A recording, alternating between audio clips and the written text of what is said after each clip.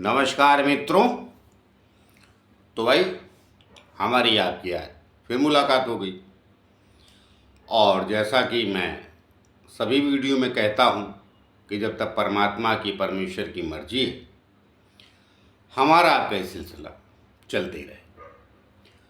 तो आइए आज बात करने वाला हूँ मैं कर्म और भाग्य की। बड़ी चर्चा होती है। जो कुंडली देखता है, जो कुंडली जानता है, जो एस्ट्रोलॉजर है या ज्योतिषाचार है, ज्योतिषी है, वो तो बात करते ही है। सामान्य व्यक्ति भी जिसकी कोई कुंडली नहीं है, जो विश्वास नहीं रखता, वो भी बड़ी चर्चा करता है। कर्म बड़ा या भाग्य, उस पर हमेशा समान रूप से चर्चा पूरे विश्व में होती, कोई भारत में नहीं होती। होती इसलिए कि हर विश्व के हर देश में भाग्य और कर्म का शब्द है। अंग्रेजी में लग पकड़ा जाता है और हर भाषा में पकड़ा जाता है। और एस्ट्रोलॉजी भी पूरे विश्व में मानी जाती है। तरीके अलग अलग हुए, ऐसा नहीं, क्योंकि मानव समाज जो है सदियों से जिज्ञासु रहा है। जब से मानव समाज इस धरती पे बना तब से वो जिज्ञासु रहा है, जिज्ञासा रखता है कि मैं कौन, ये पृथ्वी पे मानव जीवन है, बाकी ग्रह पे हैं या नहीं, बाकी ग्रहों को प्रकाश मिलता है। तो वही ज्योतिष है। नए नए अलग अलग नाम दिए जाते हैं। आज एस्ट्रोनॉट कहे जाते हैं। तो एस्ट्रोनॉट मतलब क्या? वो जाके ग्रहों के ही इर्द गिर्द तो घूमते हैं, ताल में बैठा लेते एस्ट्रोलॉजी से एस्ट्रोनॉट। तो शायद ज़्यादा बेहतर अब तक ब्रह्मांड को समझ पाते हैं। लेकिन वो धंधे का विषय है। मतलब अभिमान के साथ साथ धंधे का विषय। धंधा मतलब धंधा। एकदम एक लाइन बोलता हूँ। मैंने पहले भी वैज्ञानिकों को बहुत गाली दी। इनको मशीन के सिवा कुछ आता नहीं और बातें बड़ी बड़ी करते हैं। सरकारें भी इनके साथ चली गई। तो सरकारें इसलिए चली गई इनके साथ कि ये प्रलोभन देते हैं। उसमें व्यापारी भी शामिल हो गए। तो वो भी ग्रहों नक्षत्रों की वजह से ही होता है। एक कालखंड आता है जब ये चीज़ें घटती हैं। अब ये कालखंड आया है जो इसमें एस्ट्रोलॉजी को, हमारे प्राकृतिक विज्ञान को, हमारे पानी को, वायु को, पेड़ों को कितना महत्व देने लगे। तो ये वहीं पहुंच गए जहां हमने शुरू किया था और बताया था कि ये संसार ऐसे ही चलता है। अब इनको अब समझ में आ रहा, पूरी दुनिया दूषित कर दी। अब ये बताते हैं पेड़ लगाना चाहिए।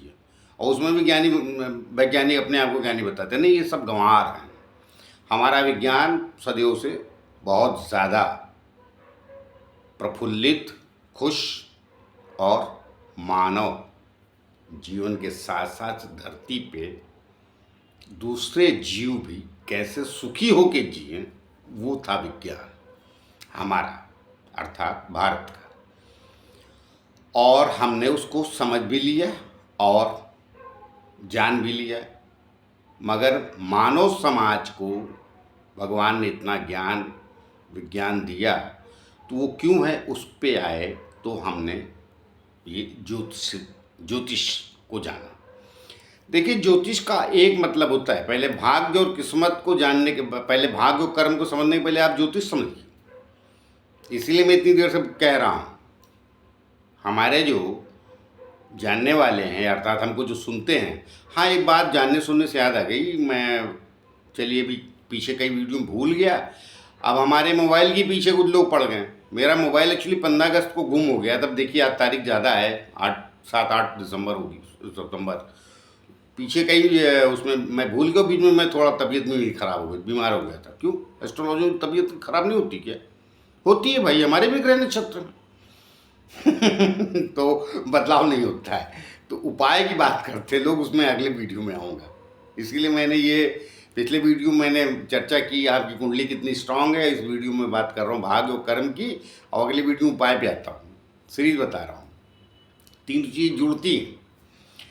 तो हमारी तबीयत खराब हो गई बीच में, तो मैंने वीडियो भी नहीं दिया आप लोगों को, जैसा आप लोगों ने देखा होगा काफ़ी लंबा गैप हो गया। अभी तो ठीक हूँ, पूरी तरह अभी भी स्वस्थ नहीं। तो मैं रिक्वेस्ट कर रहा हूँ कि जो लोग मेरा वीडियो देख रहे हैं, हमारे पुराने कुछ परिचित हैं जो हमें कुंडलियाँ वगैरह दिखाते रहते हैं, और मित्र भी हैं हमारे। मेरा अपना मानना है जो हमको कुंडली दिखा रहा है वो मेरा मित्र हो गया है, उसके सुख दुख में और वो मेरे सुख दुख में सब साथी हैं। धन तो मैं लेता हूँ पहली बार, आगे भी लूँगा, वरना हम खाएंगे क्या, सच बोल देते हैं भाई। लेकिन ये धंधा नहीं है भाई, इसे धंधा मत समझिए। जैसे राजनीति धंधा नहीं होता है, माध्यम होता है समाज को व्यवस्थित करने का, वैसे एस्ट्रोलॉजी भी ज्योतिष भी धंधा नहीं, पेट पालने का माध्यम तो अवश्य है, मगर धंधा नहीं। समाज को दिशा देने का ये भी एक कार्य है, क्योंकि हर कालखंड में बदलती है। और ये मैं नहीं कह रहा हूँ, हमारे पूर्वज ही कह चुके हैं कि जो देश काल खंड और समय को नहीं पहचानता है वो अच्छा ज्योतिषाचार नहीं होता है। मिसाल के तौर पर एक राहु का जिक्र करके आगे बढ़ूंगा, जो मैं बात कहने वाला हूँ भाग्य और कर्म की, उस पर आऊँगा। तो ये जो मैं जोड़ रहा हूँ, सारी बातें कह रहा हूँ, ये उसका बुनियाद है, बेस है, ये कहनी पड़ेगा। तो जैसे मिसाल के तौर पे अब राहु कभी अपने यहाँ कुंडलियों में अच्छा माना नहीं गया, आज भी नहीं है। रिश्तों के मामले में अकारक है, 100% अकारक है सबकी कुंडलियों में। कितना भी वो लोग वीडियो बना के महान बताते रहे, वो नहीं है सर। रिश्तों के मामले में वो अकारक ही है, मगर चूंकि सॉफ्टवेयर आ गया, मोबाइल आ गया, कंप्यूटर आ गया, लैपटॉप आ गया, जो भी सॉफ्टवेयर का कारक, आप बताइए ये हम एस्ट्रोलॉजों को हो जाए वर्तमान के, उनको भी धन्यवाद दीजिए। तो सॉफ्टवेयर का कारक हो गया, इसलिए जिसका राहु अच्छा होता है, पिछले 25-30 सालों में आप देखेंगे जब से सॉफ्टवेयर ज़्यादा डेवलप हुआ है तो वो लोग ज़्यादा तरक्की कर गए। तो ये कारक होके भी अकारक होके भी राहु कारक हो गए, मगर वो रिश्ते बनाते हैं उनके भी, वो रईस हो गए, सब सही है, मगर उनके सामाजिक रिश्ते और शांति है उनके मन मस्तिष्क में, उनके घर परिवार में शांति, उसका कारक वो नहीं होगा। वो आप तो सिर्फ चमक देख रहे हैं, दौलत, परिवार तो ही देख रहे हैं। तो अकारक ही बोला था, मगर अब वो कारक हो गया राहु। यही है, समय कालखंड को समझ के जो एस्ट्रोलॉजी कहेगा वो कहीं ना कहीं समझदार एस्ट्रोलॉजर कहलाएगा, अर्थात अच्छा ज्योतिषी कहलाएगा। आचार तो मैं उसे भी नहीं लगाता, आचार जिनको लगाना है वो लगाएं, क्योंकि मैं इस योग नहीं मानता अपने आप को आज भी। चलिए, तो बात कहाँ आ गई, भाग्य और कर्म, भाग्य बड़ा या कर्म, इस पे चर्चा सदैव होती रही है। कुछ लोग कहते हैं भाग्यशाली हो जाए आदमी तो जिंदगी संवर ही जाती, कुछ लोग कहते हैं कर्मों से ही सब बनाया जाता है। बिल्कुल सही बात है। और भाग्य और कर्म ये 9वां 10वां स्थान, बाकी भी स्थान है, मगर आज उसकी चर्चा नहीं करूँगा। 12 घर छेड़ूंगा तो विषय वस्तु भटक जाएगी। मैं इसी पे केंद्रित रहता हूँ और आपको रियलिटी बताता हूँ जो आपके जीवन में लागू होती है, सभी के जीवन में, मगर एक घर को तो छेड़ूंगा। भाग्य और कर्म के अलावा बाकी 10 घर और हैं, उनको नहीं छेड़ूंगा, मगर एक घर को तो छेड़ना पड़ेगा, क्योंकि उसके बगैर तो भाग्य और कर्म दोनों काम करेंगे नहीं। वो है आपका लग्न, लग्न या लग्नेश, उसको छेड़ना पड़ेगा। तो लग्न और लग्नेश आपका, और कर्म कर्मेश आपका, भाग और भाग्येश आपका। इस पे सामाजिक जीवन में भी बड़ी बहस होती है किसी की कुंडली है या नहीं है, किसी के पास कब क्या मिला, कब नहीं मिला, समान रूप से आप देखेंगे कहीं भी बैठते चर्चा करता रहता है। दरअसल क्या है कि मैं इसमें थोड़ा सा आध्यात्मिक ज्ञान का एक पुट लेके आता हूँ, फिर आपको बात मेरी पूरी समझ में आएगी। देवी भगवान कृष्ण ने गीता में कहा है, सांख्य योग और कर्म योग को दोनों को जो अलग मानता है वो कहीं न कहीं अर्जुन थोड़ा मूर्ख है। अब आप सांख्य योग और कर्म योग को समझे नहीं होंगे। तो सांख्य योग जो है कपिल मुनि ने अपनी माता दिति को दिया था। पहले ही व्यक्ति हैं कपिल मुनि जिन्होंने अपनी माता को ज्ञान दिया। तो सांख्य योग का मतलब होता है विस्तार से इस ब्रह्मांड की चीज़ों को समझना, कौन सा पदार्थ है, कौन सा सत्य है, सत्य अर्थात आत्मा परमात्मा, और पदार्थ वो होता है जो दिखता है, जिसे भौतिक कहते हैं। अधिदैवक भी उसे कहते हैं गीता के अनुसार, अर्थात देव जो पूजे जाते हैं। पहाड़ भी पूजते हैं अपने देश में, तो पेड़ भी पूजते हैं, ये देव ही है। जो दिखते हैं वो देव है, जो नहीं दिखता है वो परमात्मा और आत्मा। तो शरीर भी आपका देव ही, इसीलिए कहते हैं ना लोग देव मंदिर है, शरीर भी आपका मंदिर है। तो मंदिर तो कई जगह हो जाते हैं, वो सम्मान के कारण होते हैं। तो सम्मान इसलिए होता है क्योंकि कहीं ना कहीं तो प्रकृति और परमात्मा के बनाए सृष्टि का हिस्सा है ना। तो ऐसे ही आप पहले ये समझिए, पदार्थ और परमात्मा को, अर्थात जो नहीं दिखता, आत्मा और परमात्मा को, जिसे सत्य कहते हैं। असत्य क्या है? प्रकृति जो दिखती है मगर ये बदलती। तो अब आइए कर्म और भाग्य पे। तो भाग्य क्या है? बदलता है ना। तो भाग्य आपके शरीर का है, आपके लग्न का है। इस जीवन में जो आप शरीर ग्रहण किए हैं, आपको किन किन जगहों पर किस किस घटनाओं पे क्या क्या मिलने वाला है, ये आपका भाग्य निश्चित करेगा। एक भाग अभी देखिए, सुख स्थान वगैरह छोड़ूंगा वो भी सब होता है, 12 घर हैं, मगर पहले ये मोटे शब्दों में भाग्य और कर्म को समझ लीजिए आप। तो भगवान कृष्ण ने क्या कहा? मैंने सांख्य योग समझा दिया। सांख्य योग का अर्थात बहुत ज़्यादा डिटेलिंग में चले जाएं, बहुत ज़्यादा विस्तार से पदार्थों को समझें आप, वो सांख्य योग है। पानी के कौन से तत्व हैं, पत्थर में कौन से तत्व पाए जाते हैं, शरीर में कौन से तत्व पाए जाते हैं, किस चीज़ों में, उन एक चीज़ों का तत्वों को समझना। उन 25 तत्वों से शरीर बना है, पंच तत्व से बना शरीर है। तो 5 तत्व मतलब कौन? भूमि अर्थात पृथ्वी, जल, वायु, आकाश और अग्नि। तो ये 5 ग्रह के कारक हैं। कौन? सूर्य, चंद्रमा, मन और आत्मा के कारक हैं। बाकी 5 ग्रह इन शरीरों के कारक हैं। इन 5 शरीरों से, इन 5 तत्वों से आपका 25 तत्व और आते हैं, उनसे शरीर बना। तो गहराई में जाऊंगा तो बहुत डीपली विषय हो जाएगा। ये आपका भाग्य बनाया किसने? बगैर आत्मा के जागृत नहीं होते। ये तत्व तो सब जगह पाए जाते हैं, मगर जब आत्मा का मिलन हो जाता है इन तत्वों से अर्थात शरीर से, तो आपका शरीर निर्माण हो जाता है। अब हो गया, तो अब आप पूरे हो गए। किसके साथ? भाग, कर्म और सत्य के साथ। कर्म, भाग, कर्म और लग्न के साथ। कर्म आपका सत्य है।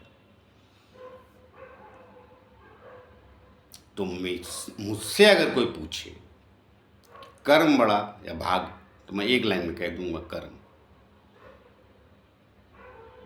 भाग्य से चीजें मिलती तो हैं, माता मिले, पिता मिले, भाई बहन मिले, नाते रिश्तेदार मिले, ये आपका भाग्य। मगर कर्म से आपकी पहचान, व्यक्तित्व, लगने के साथ कर्म जुड़ जाता है, अर्थात शरीर के साथ आत्मा मुख्य। भाग संयोग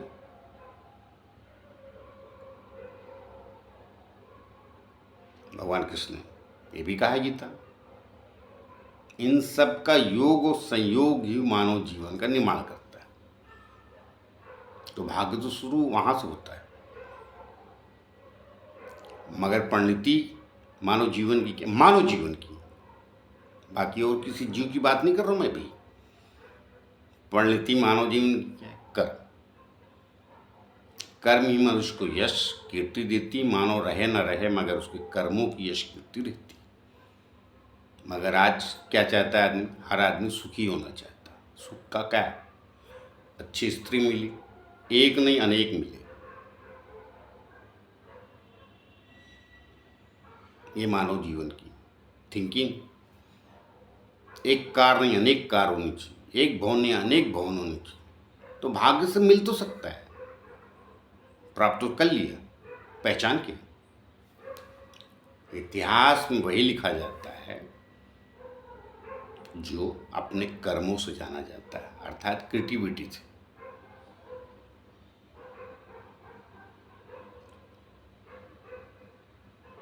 भाग्य स्थान को धर्म स्थान भी कहते हैं।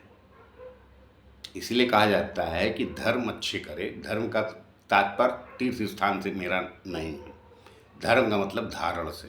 क्या धारण, धारण क्या किया आपने, शरीर किसका, मानव जीवन का, वही आपका धारण है, अर्थात वही धर्म है। उस धर्म को पालन कीजिए, मानव समाज का कर्तव्य निभाइए। तो यश कीर्ति भी नहीं रहती पीछे से आज तक। उदाहरण देख लीजिए, मगर आज क्या, पैसा पैसा पैसा। पैसा कहाँ से आएगा, पैसा का एक ही देवी है लक्ष्मी, मगर क्या सिर्फ लक्ष्मी के शरण में लोग जाते हैं, नहीं, अनेक देवताओं को पूजते हैं। तो लक्ष्मी का माध्यम पूरे ब्रह्मांड में सदैव व्याप्त रहता है। ठीक वैसे जैसे समुंदर, तो समुंदर से ही लक्ष्मी निकली थी, जहर भी निकला था, वो दुनिया मिलता है। जो जो समुंदर से मिला था आप देखें पूरे संसार में पाया जाता है। मदरा भी निकली थी, घोड़ा भी निकला था, हाथी भी निकले थे, और अनेक चीजें, धनवंतरी भी निकले थे। मतलब वेदों के आयुर्वेद के ज्ञाता, जिन्होंने पूरा दुनिया को तो आप पाया जाता है। मगर आत्मा तो नहीं निकली थी ना। ये सब बड़े गहरे रहस्य हैं समुद्र मंथन के। हमारे जो वेदों में और हमारे जो वर्तमान की जीवन शैली में बहुत फर्क आ गया है। तो मानव जीवन जो होता था पहले बड़ा महान होता था, अब हल्का हो गए। तो भी कालखंड है, शनि का युग है। तो आज के कर्मों के अधिष्ठाता कौन है, शनि महाराज। इसीलिए कहते हैं छोटी जातियों को, छोटे लोगों को, सबको सम्मान दो, इनको दो उनको दो, तो कहीं न कहीं आपका कल्याण। तो बात मैंने अपने तरीके से समझाने की कोशिश की, भाग्य बड़ा कर। तो अब उसमें भी बड़ी विधान है। भाग्य स्थान पे कितने आप ग्रह देख रहे हैं, कितने बैठे हैं, तो आपको भाग्य से मिल जाएगा। लेकिन मेरा अपना मानना है, कर्म स्थान अगर बलवान हो जाता है तो ऑटोमेटिक सब मिल जाता है। मनुष्य को यश कीर्ति भी मिलती, भाग्य से यश कीर्ति नहीं मिलती। यश कीर्ति मनुष्य को अपने कर्मों से मिलती। बैठे बैठाए भाग्य से सब मिल तो सकता है, धन आ गई, दौलत आ गया, माँ का सुख है, पिता का सुख है, परिवार में सब कुछ आराम से। मगर एक आयु के बाद हर व्यक्ति सोचने लगता है मेरी क्या पहचान, उसके चक्कर में कभी भटकाव भी लेता है। तो मैं अपने जानने वालों से एक सलाह दूंगा, देखिए कर्मों की व्याख्या और भाग्य की व्याख्या बड़ी लंबी चौड़ी एक वीडियो में या 10 वीडियो में समाहित नहीं होती है, क्योंकि अरबों खरबों लोगों की कुंडलियाँ हैं, अरबों खरबों लोग हैं इस संसार में, सबका अपना अपना विचार है, सबके अपने अपने विस्तार। एक ग्रह मनुष्य के अलग विचार पनपा देता है। लेकिन सरल और मोटे शब्दों में या सरल कहें, मोटे शब्द का क्यों इस्तेमाल कर रहा हूँ मैं, सरल और सुशोभित शब्दों में कहें, ये सही शब्द है, सुशोभित शब्दों में कहें, कर्म को पहले पकड़िए। थोड़ा धन कम भी आएगा, थोड़ा भाग कम भी साथ देगा, अगर कर्म बलवान होगा तो ना सही देश में मोहल्ले में अवश्य जाने जाएंगे। और कहीं कर्म कमजोर है और धन थोड़ा ज़्यादा भी है तो नाम की तो बाद में मिलेगा, बदनामी पहले मिलती है। तो सुख को क्या है मानव जीवन का, इसे समझना चाहिए। इसीलिए भगवान कृष्ण ने अर्जुन को ज्ञान देते हुए कहा था, हे अर्जुन, जीवन मूल्य को समझो। तो मानव समाज का कर्तव्य पहला ये है कि जीवन मूल्य को समझे वो। बाकी मुझे कुछ ज़्यादा नहीं कहना, भाग्य कर्म दोनों साथ साथ ही चलते हैं, किसका कितना स्ट्रांग है, कितना किसका मजबूत है, मगर भाग्य यश कीर्ति नहीं देता, पहचान सब कर्म देता है आपका। इसलिए मैं उसको बलवान मानता हूँ, मेरा अपना ओपिनियन। और जो ये भाग्य और किस्मत की चर्चाएं करते रहते हैं सामान्य लोग, उनको ज्योतिष शास्त्र समझना चाहिए, क्योंकि वहाँ कर्म स्थान भी है, भाग्य स्थान भी है, सुख स्थान भी है, लग्न भी है, माता का स्थान भी है, पिता का भी स्थान है, धन कुटुंब का भी स्थान है, और आयु मृत्यु का भी स्थान है, सब कुछ है। तो जिनको अज्ञानता में ही जीना है उनके लिए भगवान कृष्ण ने एक लाइन और भी कही है, अर्जुन इनको डिस्टर्ब न करो, इनको ऐसे ही जीने दो। ये भी कहा उन्होंने। जो ज्ञान लेना चाहता है उसे दो, जिसे नहीं लेना है उसे नमस्कार करके आगे बढ़ो। तो आइए मिलते किसी और नए विषय को लेकर, तब तक के लिए आज्ञा दीजिए। जाते जाते फिर से एक प्रार्थना है कि जिन लोग हमारे चैनल सब्सक्राइब नहीं किया कृपया कर लीजिए, उससे बल और शक्ति मिलती है जो आप उनके द्वारा ही आते हैं। तो आइए मिलते हैं, नमस्कार।